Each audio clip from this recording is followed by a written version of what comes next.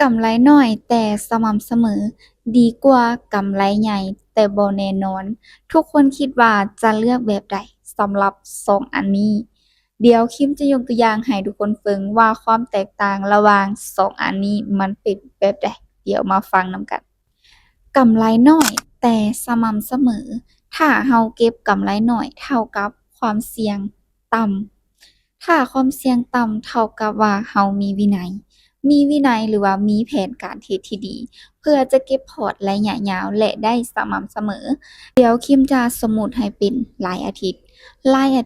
ถ้าว่าเราจะเก็บภายใน1อาทิตย์เก็บแบบสม่ำเสมอต่อมื้อเลยมื้อหนึ่งเราใช้งบอยู่ที่100 USDT จะเก็บกำไรเพียงแต่10%ของต้นทุน10%ของต้นทุนจะได้เท่ากับ10 USDT แล้วอาทิตย์หนึ่งมี7มื้อ7มื้อนั้นถ้าว่าเราเก็บแบบสม่ำเสมอมีวินัยให้กับตัวเองมีแผนการเทรดที่ดีแน่นอนทุกคนเราจะได้กำไร70 USDT ภายใน1อาทิตย์เท่ากับเงินกีบล้านปลายทุกคนคิดว่ามันจะดีบ่ใช้ต้นทุนเพียงแต่100 เหรียญเก็บแบบสม่ำเสมอถ้า1เดือนได้1เดือนก็จะได้หลายกว่านี้ขนาด1อาทิตย์เนาะทุกคนเนาะเก็บเพียงแต่10%เท่านั้นถ้าตลาดงามเก็บประมาณ20%ของต้นทุนก็ถือว่าโอเค การที่เราเก็บกำไรสม่ำเสมอแบบนี้เป็นอาทิตย์หรือเป็นเดือนมันบ่แม่นเพียงแต่ว่าเราจะเอากำไรน้อยเท่านั้นแต่เราจะเน้นวินัยหรือว่าเน้นการวางแผนที่ดีต่อการเทรดเพื่อจะบ่ให้พอร์ตแตกในระยะยาวเพื่อจะให้อยู่รอดกับตลาดไปได้อีกโดนเลยแหละการเก็บกำไรแบบนี้คิมบอกเลยว่ามันดีแก่คนที่เป็นมือใหม่และต้นทุนน้อย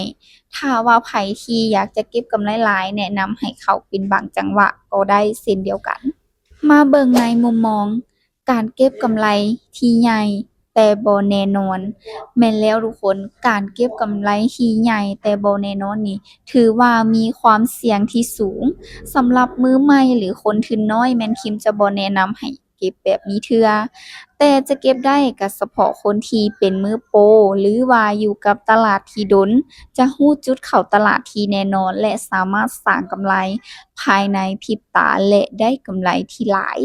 บ่แน่นอนคือแนวใดทุกคนสังเกตเบิ่งเลยว่าตลาดแต่ละมื้อจะบ่คือกันมื้อนิ่งมื้อผันผวนตามข่าวไปแต่ละมื้อเนาะแต่ความเป็นจริงแล้วน่ะทุกคนถ้าทุกคนเข้าตลาดในมื้อที่มันงามเนาะทุกคนอาจจะมีกำไรที่หลายแต่ถ้าทุกคนเข้าตลาดในช่วงที่มันผันผวนทุกคนก็อาจจะ ติดลบภายในพริบตาก็เป็นไปได้ ฉะนั้นมือใหม่แม่นแนะนำให้ทุกคนเก็บกำไรน้อยๆแต่สม่ำเสมอเอา ถ้าเป็นมือโปรจะรู้จุดเข้าและสร้างกำไรได้หลายกว่าเพราะการเทรดการลงทุนมันมีความเสี่ยงแนะนำให้ทุกคนศึกษาดีๆก่อนที่จะเข้ามาลงทุนเสมอ